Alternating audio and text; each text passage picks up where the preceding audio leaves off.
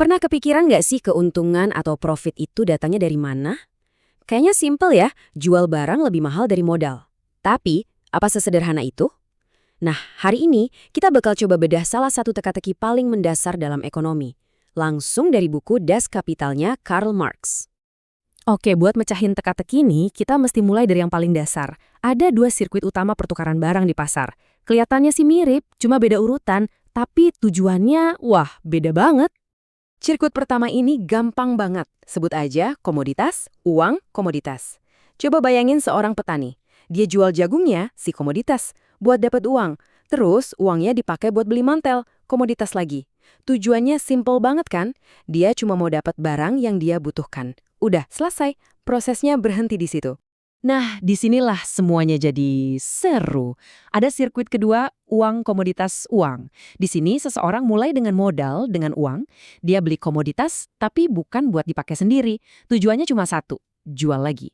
Ini bukan soal konsumsi, ini soal investasi dan penjualan kembali. Tapi, coba deh pikirin. Ngapain coba orang repot-repot nuker duit buat dapat barang, terus barangnya dijual lagi cuma buat dapat duit dengan jumlah yang sama persis. Nuker 100.000 cuma buat dapat 100.000 lagi. Kan aneh banget, nggak ada gunanya malah nambah risiko. Ya, jelas dong, tujuannya bukan itu. Intinya tuh di sini, prosesnya nggak berhenti di U, tapi di U aksen, yaitu jumlah uang yang lebih besar dari modal awalnya. Nah, kelebihan inilah si delta U ini yang sama Marx disebut nilai lebih. Atau gampangnya ya profit, keuntungan. Pertanyaannya tetap sama.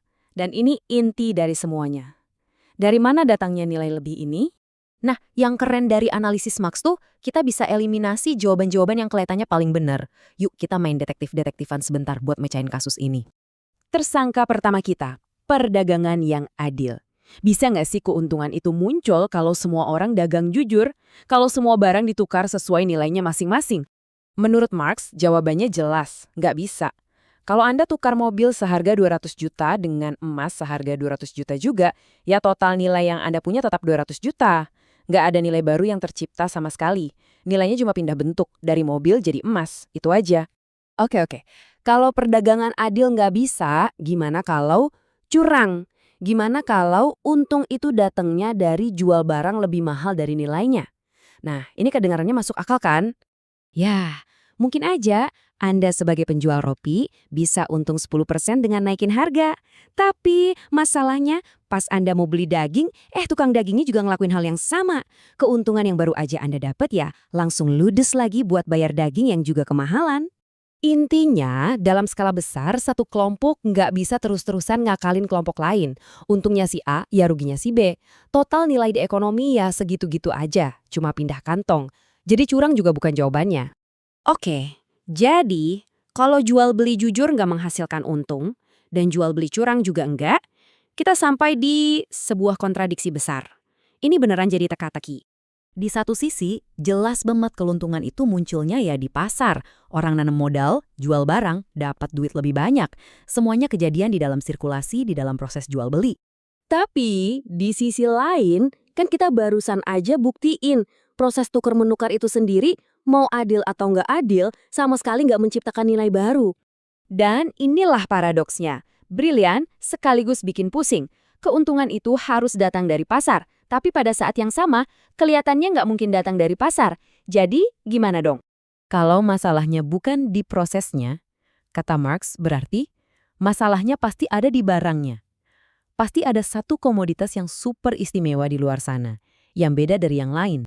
Dan inilah petunjuknya.